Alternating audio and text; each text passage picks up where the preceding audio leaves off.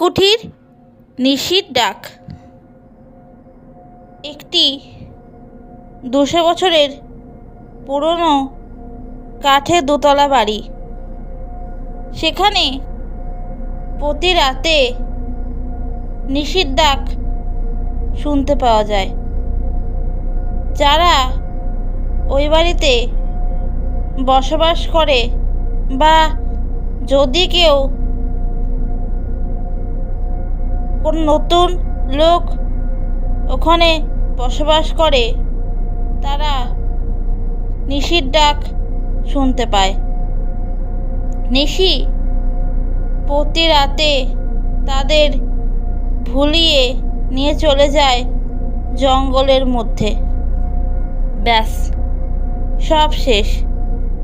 সেই লোকগুলিকে আর খুঁজে পাওয়া যায় না। এইভাবে নিশি ওই নিমকুঠিকে অভিশপ্ত ও ভুতুড়ে করে রেখেছে। কিন্তু কে এই নিশি, আর কেনই বা সে এরকম করছে? নিশি ছিল এই বাড়ির মালিক। সে 14-15 বছরের একটি মেয়ে। নিশি তার মায়ের সঙ্গে এখানে বসবাস করত। একদিন নিশি রাতের বেলা তার মায়ের সঙ্গে শুয়ে আছে। হঠাৎ তাকে তার মায়ের গলা করে আরেকটি নিশি এসে ডেকে নিয়ে যায়, যে এই জঙ্গলেই থাকতো। নিশি ভাবলো তার মাটাকে ডাকছে। সে ওই নিশির সঙ্গে চলে গেল জঙ্গলে। আর ফিরে এলো না। নিশির মা পাগলের মতো নিশিকে খুঁজতে লাগলেন, কিন্তু নিশিকে কোথাও খুঁজে পাওয়া গেল না।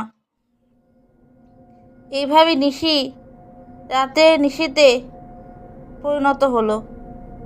প্রতি রাতে নিমকুঠিতে যে সে ঘুরে বেড়ায় এবং ডেকে বেড়ায়।